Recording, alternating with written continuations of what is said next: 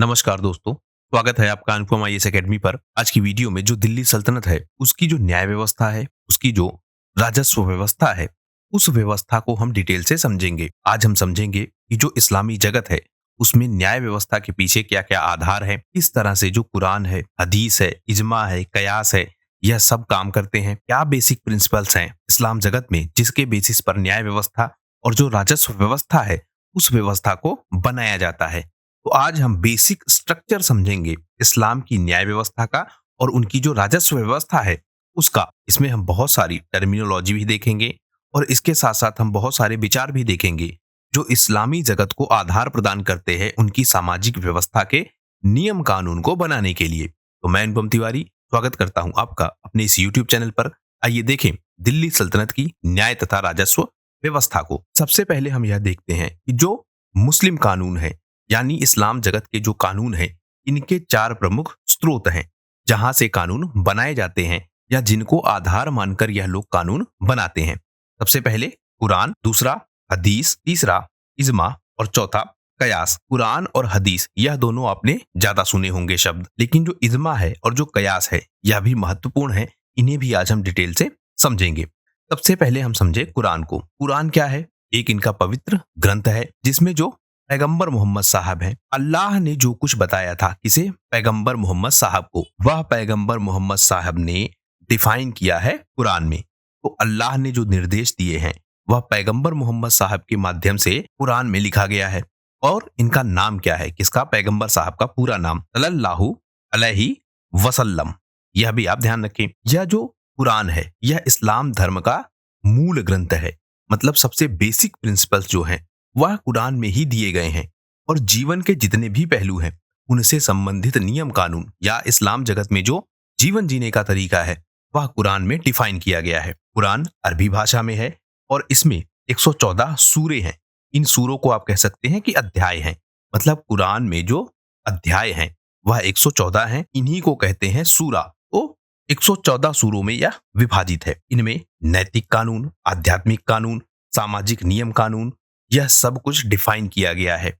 यानी पूरा समाज किस तरह से चलेगा, किस तरह से उसको व्यवहार करना है, वह सब कुछ कुरान में डिफाइन है। और कुरान के साथ यह माना जाता है कि इसमें जो कुछ लिखा गया है वह अंतिम है और अपरिवर्तनीय है। यानी जो कुछ कुरान में लिखा गया है वह अंतिम है, उस पर विवाद नहीं किया जा सकता और अपरिवर्तनीय है, उसको बदला नहीं जा सकता। तो सबसे प्रमुख ग्रंथ कुरान हो गया। दूसरा आपका है हदीस। हदीस क्या है? हदीस जो है वो जो पैगंबर मोहम्मद साहब थे, उन्होंने जो शब्द कहे, उन्होंने जो कार्य किए और उनके द्वारा स्वीकृत जो व्यवहार है, यानी किन व्यवहारों को, किन चीजों को उन्होंने अथराइज किया या उसको वेरीफाई किया कि यह ठीक है। यानी पैगंबर मोहम्मद द्वारा तय नियम कानून वह कहाँ लिखे हैं?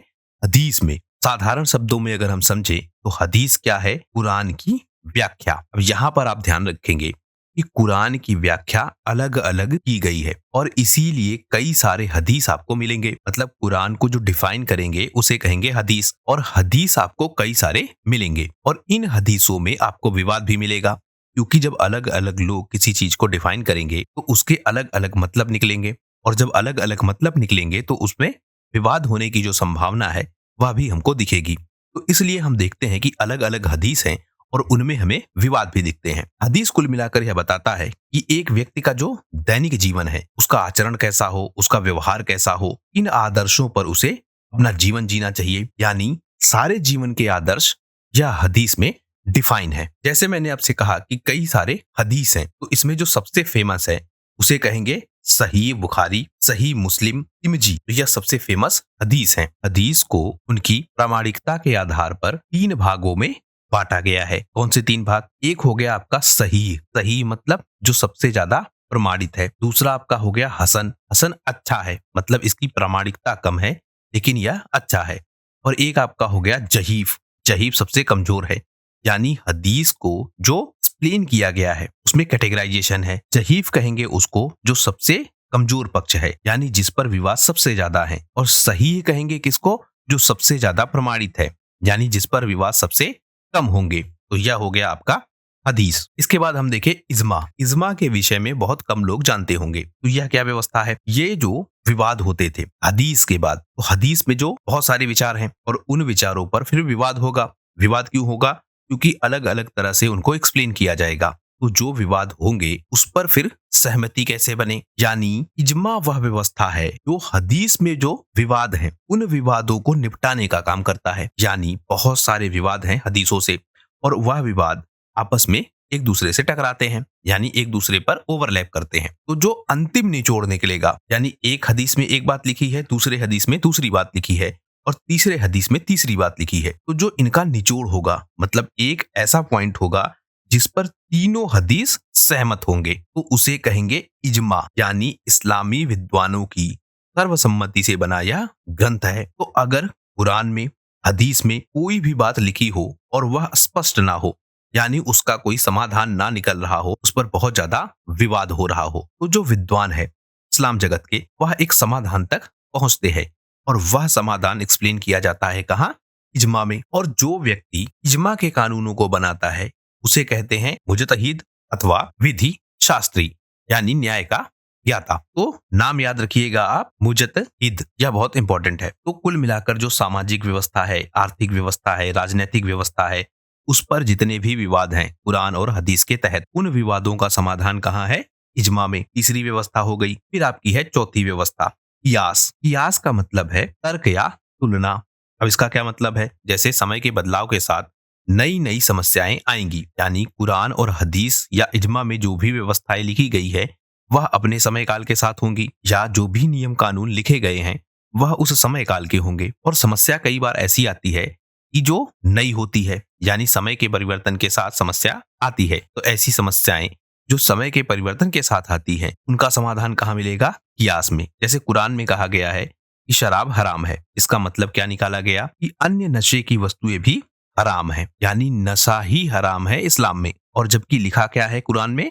शराब हराम है। तो अंतिम निर्णय, क्योंकि जो नशे की वस्तुएं हैं वह समय के साथ बदलती रही, तो किस वस्तु का सेवन किया जा सकता है और किसका नहीं किया जा सकता है, यह बात कैसे जस्टिफाई होगी? क्योंकि बदलते समय के साथ नशे की नई नई वस्तुएं आ रही हैं। तो जो बदलती परिस्थितियों के साथ नियम कानून बनेंगे वह कहाँ होंगे? कियास में। तो चारों व्यवस्थाएं हमने देख ली। अब हम देखते हैं कि जो न्याय की व्यवस्था है वह कैसी है। जो दिल्ली सल्तनत का काल है वहां पर हम देखते हैं कि जो सुल्तान होता था वही अंतिम रूप से वह व्यक्ति होता था जो न्याय करता था, यानी न्याय प्रदान करने वाला जो अंतिम व्यक्ति है वह कौन है? सुल्तान है। और यह सलाह लेता था अपने साथियों से या अपने दरबार के लोगों से। इनमें हमको मिलता है सद्र और मुफ्ती। सद्र और मुफ्ती सुल्तान को सलाह देते थे इसी विषय पर। और यह सद्र और मुफ्ती कौन है जो सुल्तान को सलाह दे रहे हैं? तो जो आपका सद्र है यह प्रशासनिक और धार्मिक अधिकारी है और इसको नियुक्त करता था शासक, पहली चीज। फिर यह क्या है? जो शरीयत के कानून है उनको लागू करवाने का यह काम करता है, यानी ऐसी व्यवस्थाएं यह विकसित करता है जिससे जो शरीयत के कानून हो वह लगातार मजबूत होते रहे। तो मस्जिदों की स्थापना, मदरसों की स्थापना, वक्त की जो संपत्ति है उस संपत्ति का देखरेख और काजियों की जो नियुक्ति है वह काम भी यह देखता है। तो एक तरह से जो धार्मिक व्यवस्थाएं हैं और उनमें जो नियम कानून लिखे गए हैं उनका यह ज्ञाता है। धार्मिक व्यवस्था यहाँ मतलब इस्लाम की व्यवस्था। तो इस्लाम की व्यवस्था में जो नियम कानून लिखे गए हैं उनका यह ज्ञाता है और यह सुल्तान को सलाह देता है किसी विषय पर। दूसरा व्यक्ति कौन है? मुफ्ती। मुफ्ती क्या है? इस्लामी विद्वान है और जो शरिया के कानून है उनको यह बहुत डिटेल से जानता है। इसीलिए धार्मिक मुद्दों पर, सामाजिक मुद्दों पर और सबसे इंपॉर्टेंट जो फतवा जारी करना है, यानी कानूनी सलाह जारी करना। फतवा का मतलब आप ध्यान रखेंगे क्या है? कानूनी सलाह। तो यह सारे काम कौन करेगा? मुफ्ती। और इसलिए हम देखते हैं कि जो आपका मुफ्ती होता था इसे बहुत ज्यादा ज्ञान होता था। जो चार आधार हैं कुरान, हदीस, इज्मा और कियास, इन चारों का इसे बहुत अच्छे से ज्ञान होना चाहिए, तभी यह व्यक्ति सलाह देने के योग्य हो पाएगा। तो इस्लामी विद्वान है कौन? मुफ्ती। और जो चारों आधार हैं इस्लाम जगत के न्याय व्यवस्था के पीछे उनका यह ज्ञाता है। और सद्र क्या है? प्रशासनिक अधिकारी है जिसको सुल्तान द्वारा या शासन द्वारा नियुक्त किया जा रहा है और यह भी शरिया का जानकार है। तो मैनेजमेंट का काम कौन देख रहा है? एक तरह से धार्मिक व्यवस्थाओं में वह है सद्र। और इस्लाम का जो ज्ञाता है वह कौन है? मुफ्ती। तो दो हो गए। अब हम देखें काजी और दीवाने कजा को। यह भी सुल्तान को सलाह देते थे। जैसे सद्र और मुफ्ती सलाह दे रहे थे, तो कभी कभी जो सुल्तान है वह इनकी सलाह भी लेता था। काजी कौन है? यह धर्मनिरपेक्ष जो मुकदमे हैं उनमें सुल्तान की सहायता करता था। एक विभाग हमको मिलेगा दीवाने कजा, जिसको यह लीड करता था। तो यह न्याय संबंधी विभाग है जिसे काजी लीड करता था। और कई तरह के कानून हमको दिखते हैं, जैसे सामान्य कानून है जो केवल मुसलमानों पर लागू होते थे और जो गैर मुसलमान हैं उन पर लागू नहीं होते थे। लेकिन कुछ सिचुएशंस ऐसी होती थी, जैसे व्यापार में, तो उस समय यह नियम कानून सब पे लागू होते थे। मतलब सामान्यतः यह केवल मुसलमानों पर लागू होंगे, लेकिन कुछ परिस्थितियों में जो लोग धर्म से बिल्कुल अलग हैं या धर्म से अलग होकर चल रहे हैं, या हम कह सकते हैं कि जो व्यापारी वर्ग है, उस पर यह नियम कानून लागू होता था। दूसरा, देश या राज्य का कानून। यह कानून क्या था? एक अस्थाई कानून था। मतलब एक स्ट्रक्चर के रूप में यह स्टेब्लिश था कि यह कानून सब पे लागू होगा। तो यह किसका कानून है? देश का कानून या राज्य का कानून। फिर तीसरा कानून है फौजदारी कानून। यह कानून भी हिंदू और मुसलमान दोनों पर लागू होता था। फिर चौथा है आपका गैर मुसलमानों का कानून और व्यक्तिगत तथा धार्मिक कानून। अब देखिए, जो आपका सामान्य कानून है यह सब पे लागू है।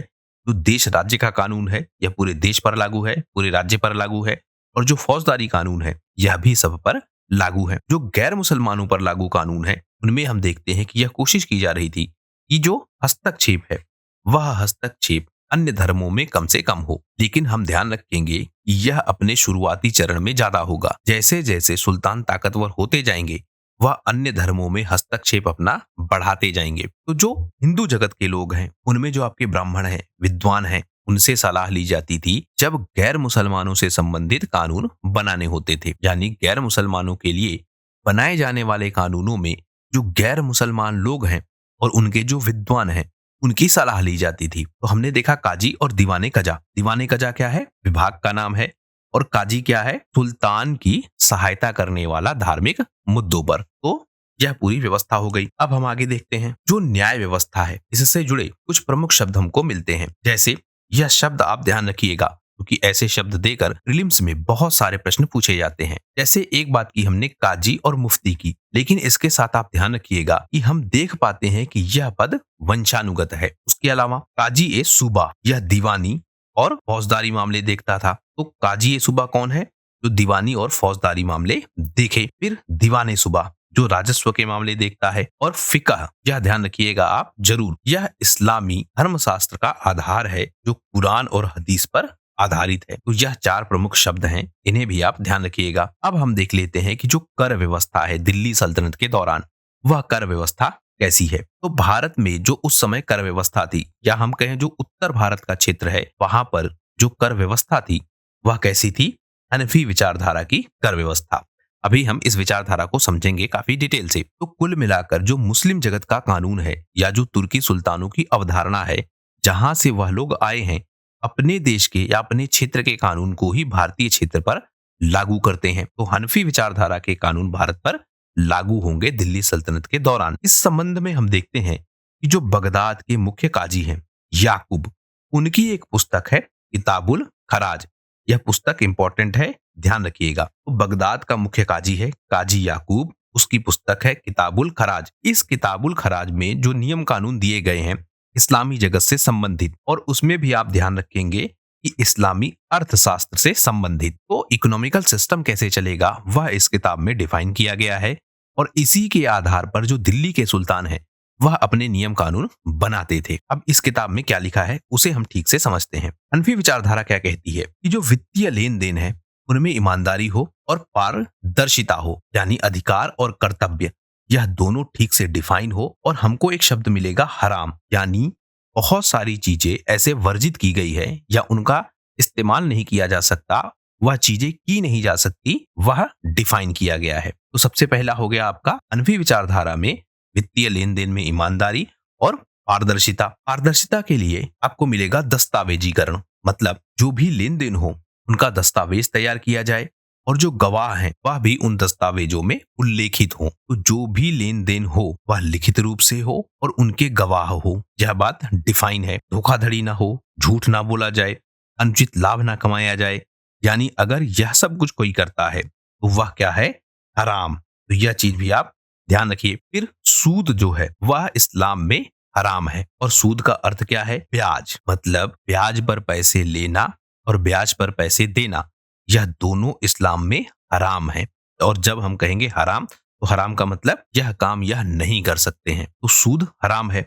लेकिन फिर विकल्प क्या है जिससे वित्तीय व्यवस्था चलती रहे, क्योंकि अगर पैसे का लेन देन नहीं होगा और उसमें जो रिस्क फैक्टर है वह नहीं जुड़ेगा, तो इकोनॉमिकल सिस्टम कैसे चलेगा। उसके लिए विकल्प है, जैसे एक शब्द मिलेगा आपको मुदारबा, एक शब्द मिलेगा आपको मशरका। तो जो साझेदारी व्यवसाय की व्यवस्था है वह हमको दिखती है। हम इन दो शब्दों को भी अभी समझ रहे हैं। तो दो शब्द हैं, मुदारसा और मशरका, इन्हें आप ध्यान रखिए। तो जो यह दोनों शब्द हैं, मुदारबा और मशरका, यह क्या है।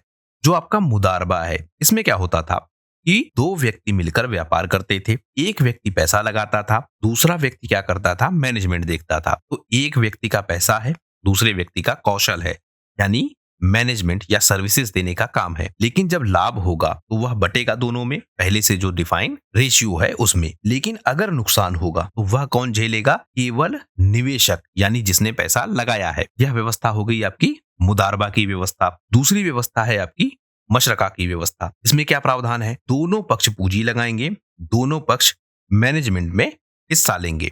इसका मतलब यह कि दोनों पक्ष लाभ हो या हानि हो आपस में बांटेंगे। तो दो व्यवस्थाएं हैं, पहली मुदारबा जिसमें एक पक्ष पैसा लगाएगा, दूसरा पक्ष मैनेजमेंट देखेगा।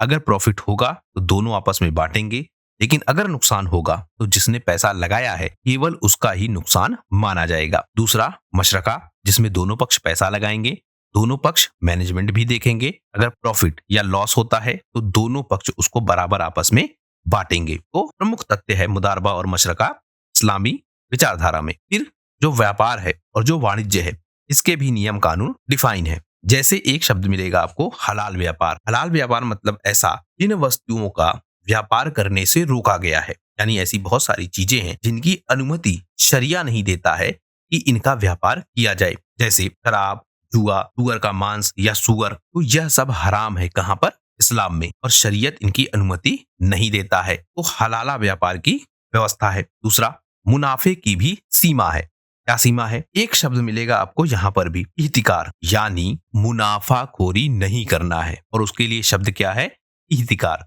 तो इहतिकार भी क्या है, हराम है। फिर व्यापार में केवल और केवल उचित लाभ कमाया जा सकता है। मतलब व्यापार हो, उसमें लाभ कमाया जाए, लेकिन इहतिकार ना हो, मुनाफाखोरी ना हो, बहुत ज्यादा गलत तरीके से लाभ ना कमाया जाए। तो हनफी विचारधारा का यह भी प्रमुख तथ्य है। और हम देखें जो वाणिज्यिक अनुबंध है, यानी जो ट्रेड एग्रीमेंट्स है, उनकी चर्चा भी की गई है, और उनमें कहा गया है कि यह एग्रीमेंट कैसे हो, शरीयत के हिसाब से। फिर जो शर्तें लिखी हो एग्रीमेंट में वह बिल्कुल स्पष्ट हो और साधारण भाषा में लिखा गया हो, जिससे आसानी से उसको समझा जा सके। तो मतलब जो शर्तें लिखी हो एग्रीमेंट में वह इस तरह से ना लिखी गई हो कि किसी विशेषज्ञ की जरूरत पड़े उन्हें समझने के लिए। साधारण भाषा में लिखी गई हो जिससे दोनों पक्ष आसानी के साथ उसको समझ पाए, यह भी व्यवस्था हमको दिखती है। दूसरे, न्याय संगत शर्तों की बात की गई है, यानी जो यह शर्तें लिखी गई हैं यह शर्तें न्याय संगत हों। कैसे, किसी भी पक्ष को ज्यादा लाभ ना मिले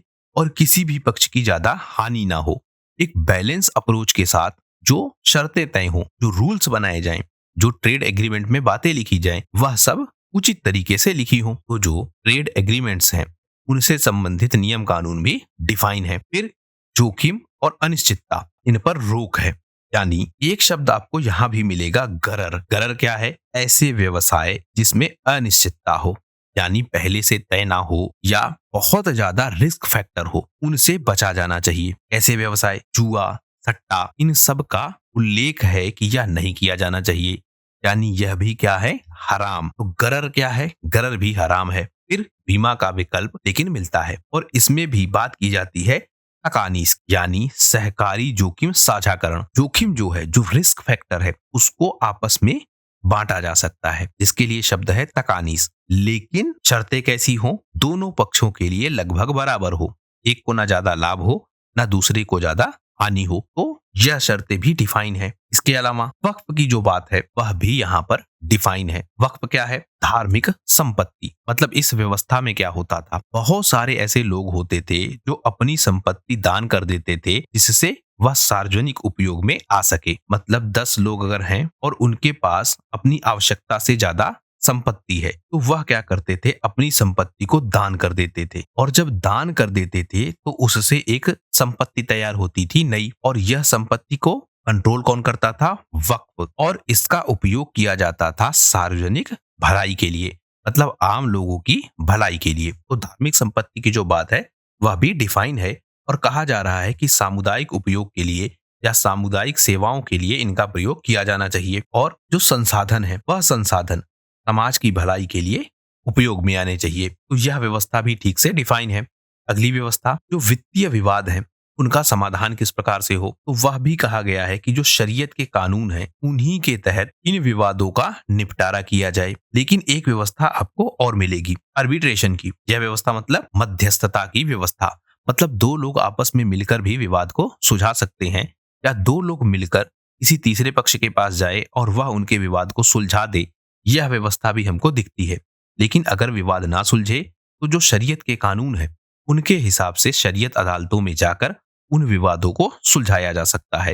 तो वित्तीय विवादों का भी वर्णन है और उससे संबंधित जो प्रावधान है वह भी हमको दिखते हैं। इसके साथ साथ जो आर्थिक समानता है और जो सामाजिक न्याय है उसकी चर्चा भी हमें दिखती है। यह कहते हैं, मतलब जो हनफी विचारधारा है, यह कहते हैं कि जो धन का वितरण हो वह अच्छे तरीके से हो और ज़कात, सदका, वक्फ यह व्यवस्थाएं बनाई जाएं जिससे जो धन का वितरण हो वह सब तक पहुंच सके।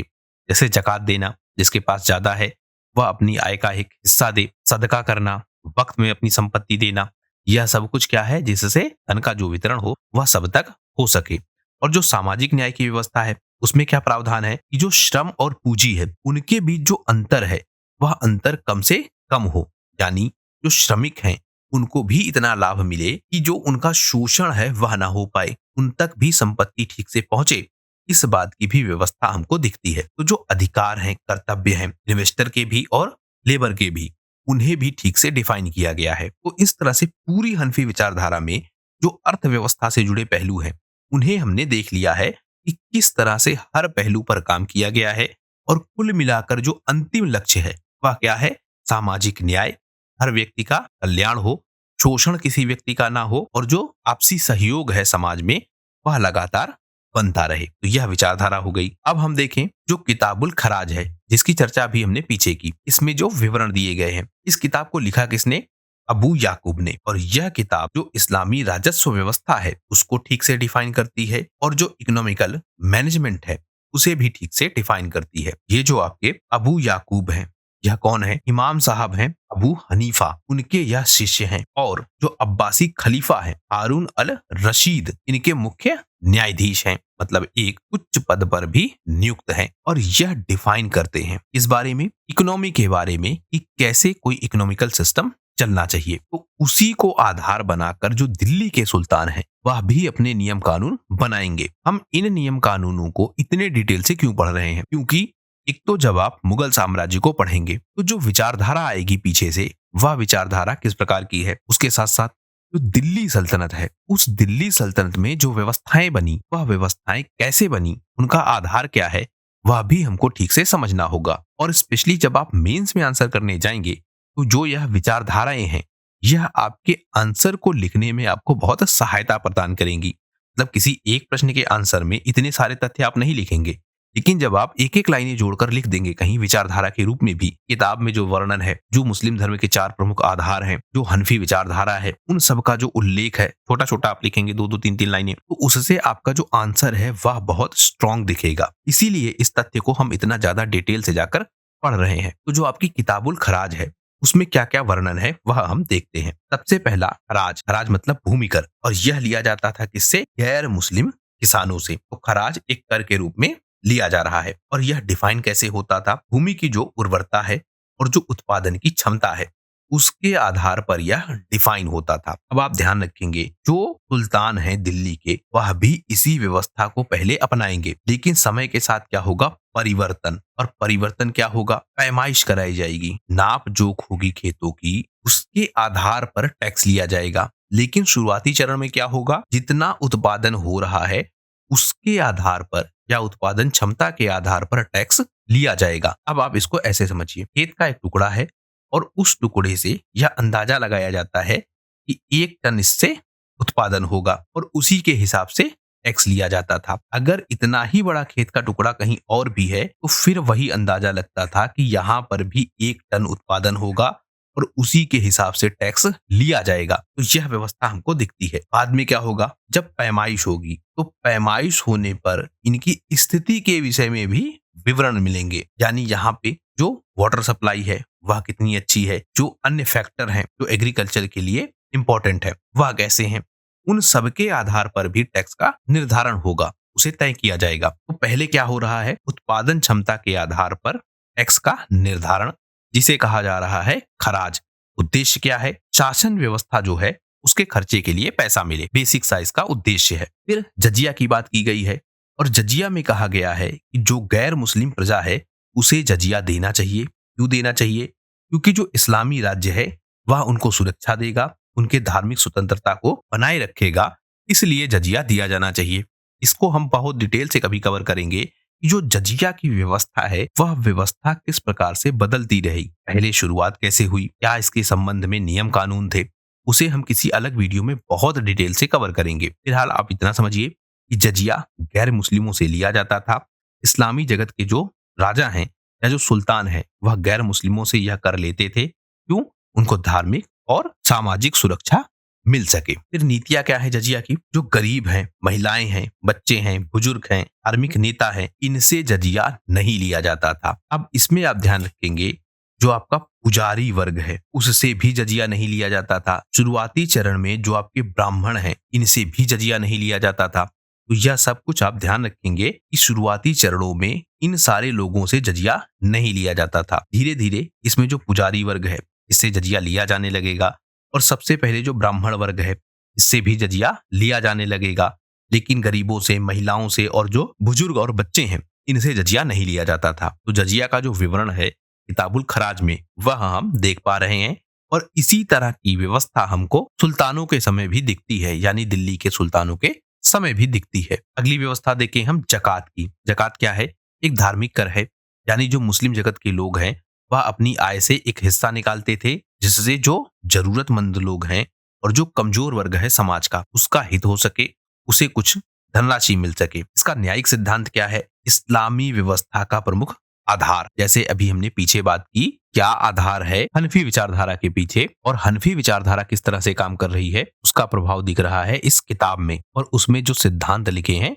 उनमें कि किसी का शोषण ना हो, ज्यादा से ज्यादा लोगों के बीच समानता हो, जो अंतर है वह अंतर कम से कम हो सबसे अमीर और सबसे गरीब के बीच। तो यह व्यवस्था अब हमने देख ली। अब हम देखते हैं जो व्यापार और वाणिज्य कर है वह कैसे डिफाइन है। एक शब्द मिलेगा आपको, उस्र। उस्र क्या है, व्यापारिक कर है। और इसमें यह ध्यान रखा जाएगा कि जो व्यापारिक कर है वह पारदर्शिता के साथ और ईमानदारी के साथ इकट्ठा किया जाए, हितिकार ना हो यानी मुनाफाखोरी ना हो और कालाबाजारी ना हो। और इन सबको क्या कहा गया है, हराम, यानी हितिकार करना, कालाबाजारी करना, यह सब कुछ क्या है, हराम है। तो व्यापार और वाणिज्य कर से संबंधित यह प्रावधान है। अगला प्रावधान, जो सार्वजनिक संपत्ति है और जो संसाधन है उनका उपयोग किस प्रकार से किया जाए, तो उसमें ध्यान रखा गया है कि समाज की भलाई के लिए इनका उपयोग किया जाए। जैसे जो पानी है, प्राकृतिक संसाधन, जंगल है, खादान है, इन सब का उपयोग क्यों किया जाना चाहिए, समाज की भलाई के लिए। अब यही आप ध्यान रखेंगे, जो आपके खादान है कई बार इनसे क्या होता था,